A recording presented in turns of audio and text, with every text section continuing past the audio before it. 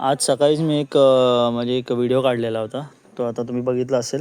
तर तेव्हा तर एवढं वादळी पाऊस म्हणजे काहीतरी प्रचंड प्रमाणात होतं. म्हणजे ते हिसाबाच्या बाहेर. म्हणजे समोरचं धुरा म्हणा किंवा तुमचं काय म्हणायचं ते वादळ पाऊस सगळं दोन्ही एकदम एकत्र.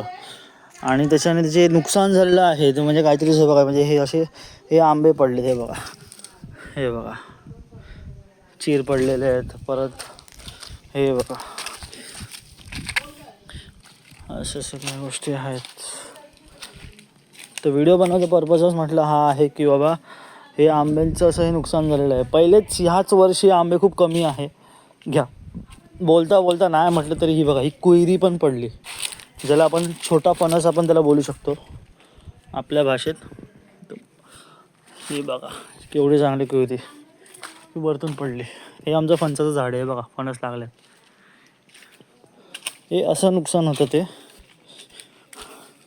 हे बघा, हा एक आंबा प्लस आणखी एक आमची टोपली भरलेली आहे, मग दाखवतो. हे बघा, हे झालं गरम पाणी घालायचं. आणि हे बघा हे एवढे टोप आपले टपभर आंबे आहेत. तर हे सगळे प्रॉब्लेम झालेले आहेत.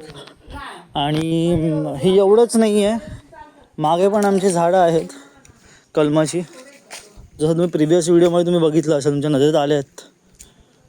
मग तर आता काय हे सगळे गोळा करायचे आहेत आणि नंतर काय हे करायचं, त्याचं काहीतरी खिरमाट किंवा खिरमाट माहीत, जर तुम्हाला ज्यांना माहीत नसेल तुम्हाला सांगतो. कैरीचे बारीक फोड करतात, त्याच्यामध्ये थोडंसं तेल, त्याच्यानंतर तुमचं गूळ, तेल, गूळ, मीठ आणि मसाला हे सगळं मिक्स करून त्याचं खिरमाट, जसं की जस्ट हे पिकल आपण म्हणतो ना इंग्लिशमध्ये, मराठी भाषेमध्ये आपलं लोणचं, तसं एक बनवतात. दुसरा आमपन्ना, म्हणजे आंब्याचं पन्ह म्हणतात त्याला.